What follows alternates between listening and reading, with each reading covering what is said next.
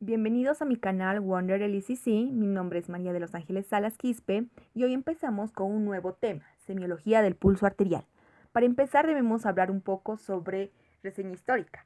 La introducción. Bueno, el pulso arterial ha sido estudiado aproximadamente hace 3000 años antes de Cristo por un médico egipcio llamado Imhotep. Él afirmaba que el pulso arterial es el índice del corazón y de las condiciones del enfermo. Ahora vamos con las definiciones. ¿Qué es pulso? Pulso en medicina es la palpación del latido que se genera cuando la sangre bombeada por el corazón circula por las arterias y esta produce su expansión gracias a su elasticidad. Los pulsos se palpan mejor sobre las arterias cercanas a la superficie. Ahora definiremos lo que es pulso normal. El pulso normal se presenta como una onda cuya fase ascendente es más rápida y cuyo descenso es más suave de lo normal. Las características del pulso son las siguientes. Afritas F es lo que se van a recordar para describir las características del pulso y es muy preguntado en los exámenes. Afritas F, donde A significa anatomía, F frecuencia, R ritmo, I igualdad, T tensión, A amplitud, S simetría y por último la F forma. Recordando la forma normal del pulso, tenemos que decir que tenemos una fase ascendente que corresponde a la sístole, llamada rama anacrótica, y una fase descendente que corresponde a la diástole, llamada rama dicrota, separadas por una incisura. Anatomía se refiere a en dónde se palpa el pulso. Puede ser un pulso temporal superficial, un pulso carotidio, axilar, braquial, radial, femoral, popliteo, tibial posterior o pedio. Pulso radial. El pulso radial es el que con mayor frecuencia se utiliza debido a su cómoda y accesible ubicación. Se ubica en la cara anterior y lateral de la muñeca entre el tendón del músculo flexor radial del carpo y la apófisis estiloides del radio. Frecuencia. Con frecuencia nos referimos al número de pulsaciones palpadas en un minuto. Se refiere o se basa en el rango de las descargas fisiológicas del nódulo sinusal, teniendo un rango aproximado normal entre 60 a 100 pulsaciones por minuto. Debemos tener en cuenta que el número de pulsaciones varía según la edad y el estado neurovegetativo del paciente, teniendo en un niño de 2 años aproximadamente unas pulsaciones que varían de 100 a 150, llegando a los 10 años de 80 a 120 pulsaciones por minuto, teniendo un rango en un adulto normal de 60 a 100 pulsaciones por minuto. Taquisfigmia, cuando el número de pulsaciones por minuto supera 100. Casos que podemos ver taquisfigmia son fiebre, hipertiroidismo, anemia, shock, ansiedad, fármacos adrenérgicos, el consumo de café, té, chocolate y también el cigarrillo. La bradisfigmia es cuando es menor a 60 pulsaciones por minuto. ¿En qué caso observamos? Hipotermia, vagotónicos, es decir, aquellos pacientes que hacen ejercicio, los que consumen fármacos beta bloqueantes, en las ictericias obstructivas, tenemos un pulso especial, el pulso deficitario. Es propio de las fibrilaciones auriculares. Hay una disociación de la frecuencia cardíaca con la frecuencia del pulso. Cuando nosotros auscultamos los latidos del corazón nos referimos a frecuencia cardíaca y contamos un rango de 80. Y cuando nosotros palpamos el pulso tenemos una frecuencia de pulso de 70, teniendo un déficit de 10 pulsaciones, propio de una fibrilación auricular. Ritmo o regularidad. Se dice que el pulso es regular cuando todas las pausas diastólicas, es decir, el espacio entre cada onda, son iguales entre sí. Hablamos de un pulso irregular cuando este intervalo es variable. El pulso irregular que se observa más a menudo es el de la arritmia respiratoria. Como se sabe, la frecuencia cardíaca se acelera al final de la inspiración y se lentifica con la expiración, cuyo mnemotécnico para recordar a la arritmia respiratoria es BETI, B de bradicardia, porque ocurre en la expiración, y T de taquicardia, porque ocurre en la inspiración. Es prácticamente constante en los niños y en los adolescentes y se atenúa después de los 60 años. Tenemos dos variedades de ritmos irregulares que no son fisiológicos. Estas son el pulso bigeminado y el pulso trigeminado. Para entender las alteraciones del ritmo debemos saber lo que significa una extrasístole. Una extrasístole es una pulsación anticipada seguida de una pausa. El pulso bigeminado es un latido normal seguido de una extrasístole. El trigeminado son dos latidos normales seguidos de una extrasístole y una pausa. Igualdad. Se dice que las pulsaciones son iguales cuando tienen similar amplitud y se dice que es un pulso desigual cuando éstas están alteradas. En estos casos podemos encontrar el pulso paradójico y el pulso alternante o de Traube. El pulso paradójico. Generalmente se considera al pulso paradójico como un fenómeno fisiológico, ya que todas las personas sanas reducen ligeramente la amplitud de sus pulsaciones. Como podemos observar en la imagen, en inspiración, la amplitud, la altura, ha disminuido. Lo normal de la disminución es de 10 a 20 milímetros de mercurio. El signo se considera positivo si durante la inspiración ocurre una disminución de la amplitud y de la presión sistólica más de 10 milímetros de mercurio. El pulso paradójico es propio de una pericarditis constrictiva, taponamiento cardíaco, enfisemas importantes y embolias pulmonares. Pulso alternante de Traube es la sucesión regular de una onda fuerte seguida de una débil, la cual la onda débil se encuentra más próxima a la pulsación que le sigue que a la que le precede. Como podemos ver en la imagen, tenemos una onda fuerte seguida de una onda débil. Esta onda débil está más cerca de la siguiente onda fuerte.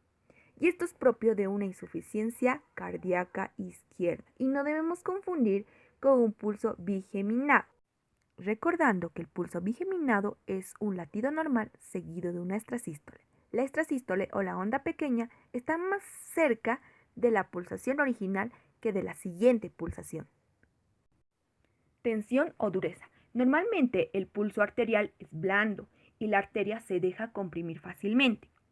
Es decir, es la resistencia que ofrece la arteria al ser comprimida por el dedo. ¿Cuándo tenemos un pulso tenso o duro? Cuando la presión sanguínea está aumentada o cuando la pared arterial ha perdido la elasticidad. Ejemplo, la arteriosclerosis. Amplitud. La amplitud hace referencia a la magnitud de la impulsión percibida por la palpación. Esta depende de la presión arterial diferencial y es una indicación aproximada del gasto cardíaco. Es decir, hace referencia a la cantidad de sangre eyectada por el ventrículo izquierdo, recordando el concepto de gasto cardíaco. Es decir, en palabras más simples, que la amplitud se refiere a la altura de la onda. En cuanto a las alteraciones de la amplitud, tenemos el pulso parvus y el magnus. Parvus hace referencia a una amplitud disminuida, es decir, una onda pequeña, y magnus hace una referencia a una amplitud aumentada, es decir, a una onda más alta. Parvus, es decir, una onda pequeña, se la acompaña del pulso tardus. ¿Qué es el pulso tardus? Es un ascenso lento y descenso lento, es decir, un pulso retrasado o lento. Cuando combinamos las dos características de parvus y tardus, es decir, una onda pequeña y una onda retrasada o lenta, tenemos lo que es el pulso parvus et tardus. Esto es propio de una estenosis aórtica. La área valvular está a menos de 1 centímetro cuadrado. Cuando hay una estenosis aórtica, es decir, que no se abre bien la válvula, provoca que en cada sístole, cuando el corazón se contrae, no deje pasar la sangre a la aorta. Entonces, el volumen sistólico disminuye, el gasto cardíaco disminuye y la perfusión a los tejidos también disminuye. Hablamos del pulso magnus cuando la amplitud, es decir, la altura de la onda, está elevada. Y hablamos del pulso Zeller, que son unas ondas de ascenso y descenso rápido. Cuando juntamos las dos características, magnus, elevada la altitud, y Zeller, elevado, es decir, un pulso rápido más un pulso elevado, tenemos lo que es el pulso saltón o colapsante de Corrigan, propio de una insuficiencia valvular aórtica. Por último, tenemos la combinación del parvus más Zeller, el pulso parvus et Zeller, que parvus significa una disminución de la amplitud más un pulso rápido, propio de una insuficiencia mitral. ¿En qué casos podemos encontrar solo la alteración de la amplitud, es decir, una elevación de la amplitud de la onda, un pulso magnus en aquellos estados donde la viscosidad de la sangre disminuye? Ejemplo, en una anemia, en el hipertiroidismo y también en el embarazo. Y es de amplitud disminuida, el pulso parvus, en aquellos donde hay una hipotensión arterial tanto esencial o secundaria, por ejemplo, en un hipotiroidismo, en la insuficiencia cardíaca y en el taponamiento cardíaco. Y por último tenemos un pulso propio del shock o de la hipovolemia, el pulso filiforme. Este pulso filiforme es un pulso de baja amplitud y un pulso elevado en frecuencia. Simetría. Cuando las pulsaciones de ambos brazos son idénticos, hablamos de un pulso simétrico. Se dice que hay un pulso asimétrico o diferente cuando esto se altera. Por ejemplo, podemos encontrar una asimetría tanto en amplitud y ritmo en las pulsaciones de un brazo comparando con el otro en aquellas que han sido afectadas las arterias. Por ejemplo, una obstrucción arterial intrínseca o extrínseca. ¿En qué casos más podemos encontrar un pulso asimétrico? Coartación de la aorta, en el cual podemos encontrar un pulso débil o disminuido a nivel femoral y un pulso rápido y alterado a nivel radial. Recordando la forma del pulso, tenemos una fase ascendente o anacrótica que corresponde a la sístole y una fase descendente o dicrótica que corresponde a la diástole, separado por una incisura. Bueno, en las alteraciones del pulso tenemos dos variedades, el pulso bisferens y el dicrotismo. El pulso bisferens. Este pulso se caracteriza por dos picos en la sístole.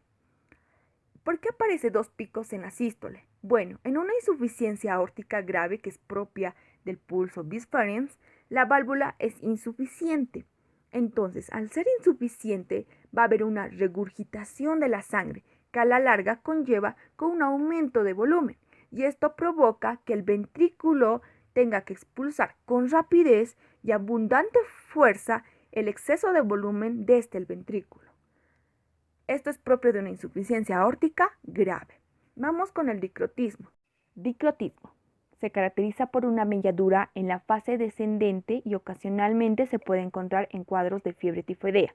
Se puede decir en simples palabras que es un pulso intenso en sístole y en diástole, que a diferencia del pulso bisferens no tiene un pico extra. Se ausculta mejor en las arterias radiales. El dicrotismo es propio de las enfermedades infecciosas, es decir, la gripe, la fiebre tifoidea, la neumonía, pero también podemos encontrar en una miocardiopatía dilatada. El pulso bisferens se percibe bien en la arteria radial, pero aparece con mayor nitidez en la carótida y humerales, a diferencia del dicrotismo que aparece mejor con mayor nitidez a nivel de la radial.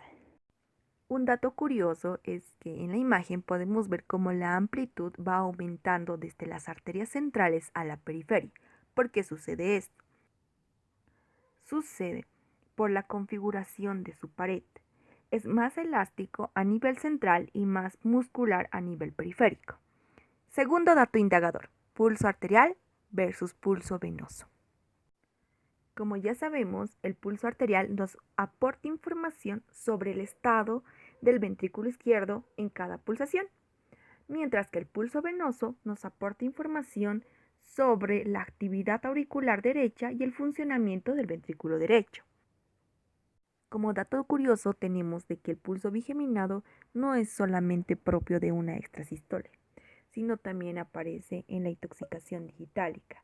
Este es un fármaco inotrópico positivo usado para la insuficiencia cardíaca que cuando se pasa más de 2 miligramos en sangre comienza a aparecer el pulso bigeminado.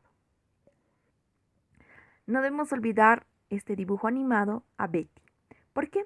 Esto nos va a hacer referencia o cada vez que ustedes vean este dibujo van a recordar Betty de una inspiración. B de bradicardia en expiración y T de taquicardia en inspiración. En cuanto a las alteraciones de la amplitud, debemos recordar que el pulso Parvus-Etzeler, también denominado pulso saltón o de Corrigan, es propio de una insuficiencia mitral. el parvus tardus, propios de una estenosis aórtica, y el celer magnus, propios de una insuficiencia aórtica, ya que estos nos dan un valor diagnóstico en las alteraciones de las válvulas mitrales aórticas. Una buena mnemotecnia para recordar lo que son las características del pulso es AFRITAS F, donde A significa anatomía, F significa frecuencia, R ritmo y igualdad, T tensión, A amplitud y la S de simetría. Muchas gracias por su atención y nos vemos en un próximo video.